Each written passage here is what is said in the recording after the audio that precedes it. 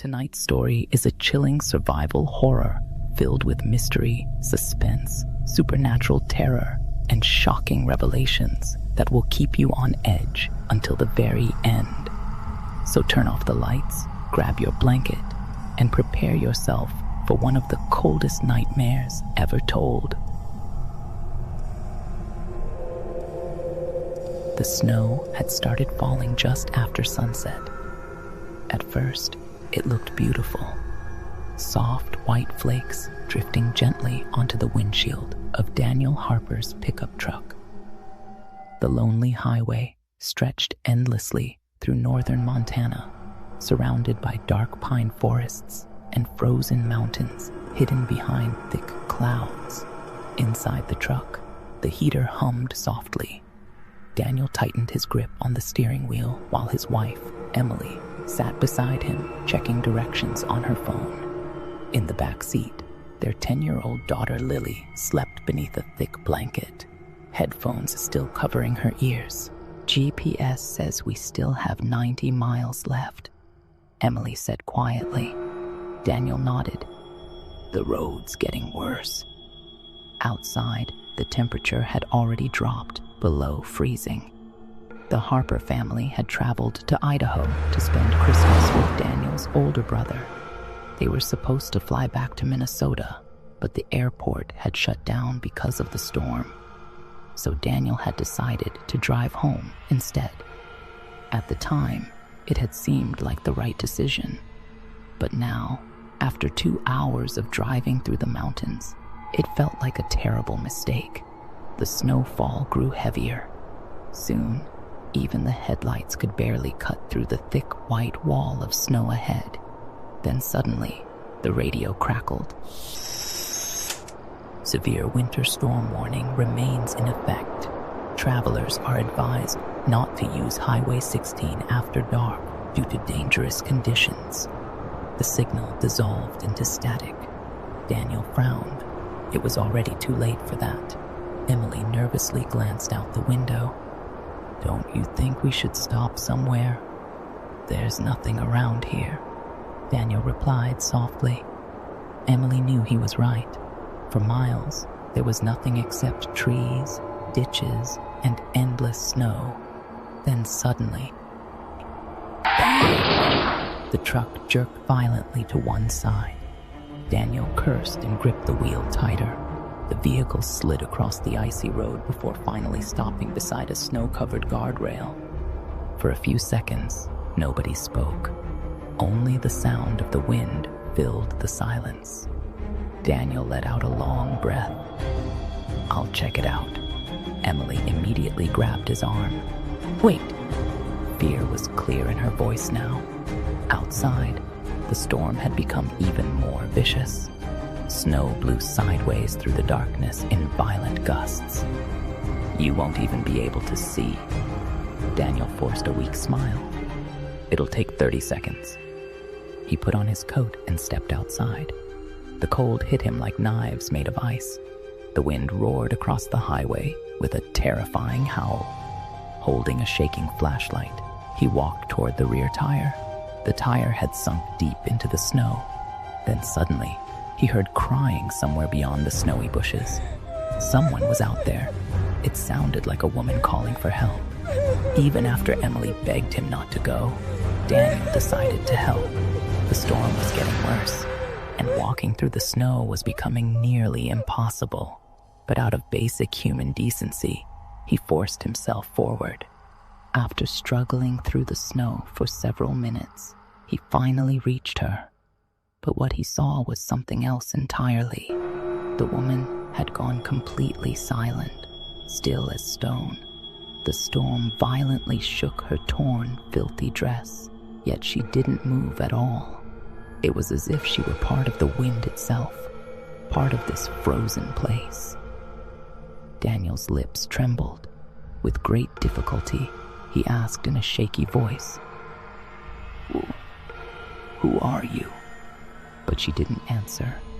Only the roar of the wind and the swirling snow echoed around them. She looked terrified. Daniel's throat suddenly went dry. as if every drop of moisture had been sucked out of his body. When the trembling beam of his flashlight fell across the figure's face, his breath stopped for a moment. That face, it wasn't human. Its skin was white as snow, so pale it looked as though blood had never flowed beneath it. The face was cracked from the cold. Its lips had turned blue. Its eyes were wide open, strangely frozen, with icy water gathered inside them, as if it hadn't blinked in years, as if it had forgotten how to blink. She suddenly screamed. Every hair on Daniel's body stood upright. Still trembling, he asked, "Do you need help?" The woman slowly smiled and tilted her head toward her shoulder. Then she pointed somewhere into the storm, as if she wanted to show him something. A chill crawled down Daniel's spine. "What?" he asked, taking an uneasy step forward. But before he could understand, the woman vanished. She dissolved into the snow and fog as if she had never been there at all. Daniel stood frozen. 1 second, 2 seconds. "My God!" That was all he could whisper. Then he turned and ran toward the highway. But everywhere he looked, there was only snow. Endless, identical white snow. Every direction looked the same. The trees looked the same. The sky looked the same, black and heavy. He couldn't tell where the truck was anymore. A deep, primal terror exploded inside him. The kind only a father feels when his child is in danger. Forgetting everything else, Daniel ran wildly toward the sound. Snow reached his knees. Every step was a battle. Lift your leg, sink, pull it free, repeat. The freezing air stabbed into his lungs, making every breath painful. He shouted, and then he saw it. The faint red glow of the truck's taillights. He sprinted toward it. Emily's face looked frozen in terror. "There was someone here," she cried. "A monster. It was circling the truck. It hit the window." Daniel climbed inside. Lily sat curled up in the seat, crying silently, too terrified to even make noise. "It hit the window, Dad," she whispered. Daniel shined the flashlight toward the back window. There, a handprint marked the snow-covered glass. Its fingers were unnaturally long, sharp nails, massive, wide hands built for hunting. Emily was breathing heavily. "We need to get out of here, right now." "How?" Daniel snapped. "The truck won't start." Nothing. He tried again. Still nothing. The battery felt frozen solid. Inside the truck, the only sound was the frightened breathing of 3 terrified people.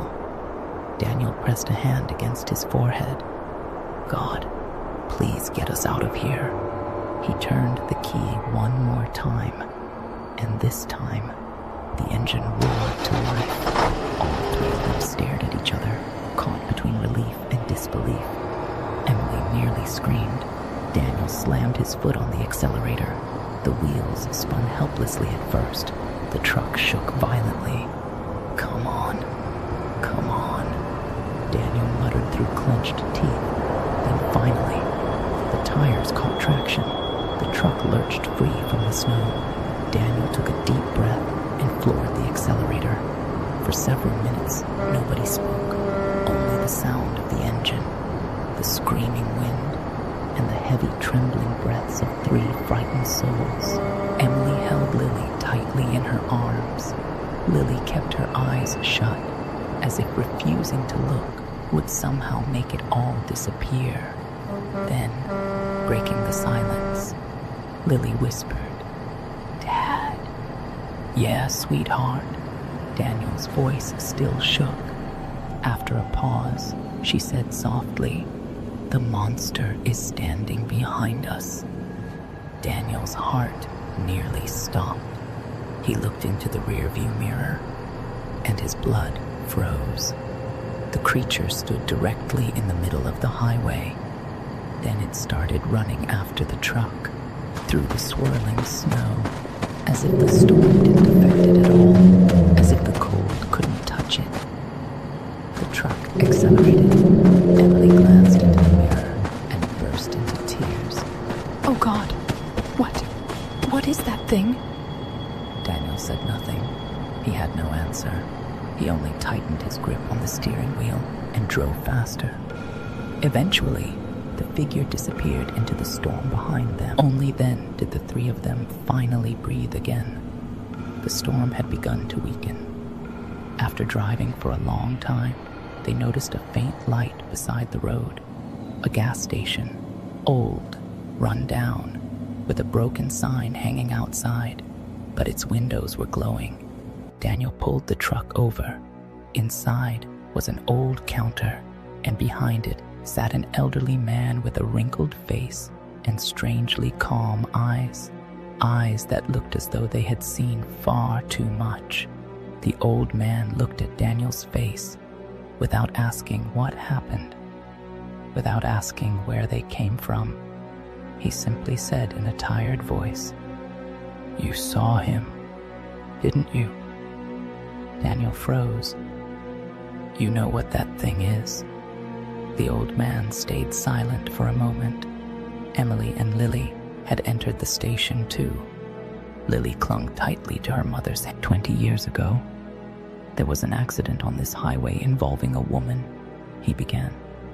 But the police never found her body. His voice sounded like old book pages, dusty, heavy, full of pain. There used to be a laboratory deep in these woods. The government conducted experiments there. Many people died during the research, and eventually the place was shut down. There was a scientist named Will. He couldn't accept the shutdown. Out of rage, he performed the experiment on himself. The rescue team searched for weeks, but they never found him. Everyone believed he was dead, but he survived.